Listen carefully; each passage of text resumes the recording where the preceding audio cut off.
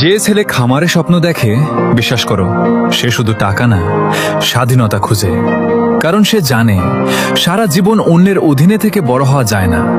প্রতিদিন একই রুটিন, একই আদেশ, একই ক্লান্ত জীবন। এসব তার জন্য না। সে চায় নিজের মাটিতে দাঁড়াতে, নিজের সিদ্ধান্তে চলতে, নিজের ঘামের দামে জীবন গড়তে। লোক হাসবে, বলবে খামার করে কেউ বড় হয়। কিন্তু ইতিহাস বলে, যারা মাটি আঁকড়ে ধরে লড়াই করেছে তারাই একদিন সবচেয়ে শক্ত মানুষ হয়েছে। হ্যাঁ, রাতে ঘুম কম হবে, টেনশন থাকবে, লসও হবে কখনো কখনো, তবুও শান্তি আছে।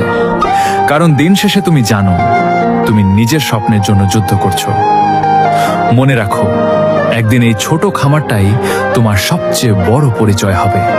আর তখন যারা তোমাকে নিয়ে হাসছিল তারাই বলবে, ছেলেটা সত্যিই কিছু করে দেখাইছে।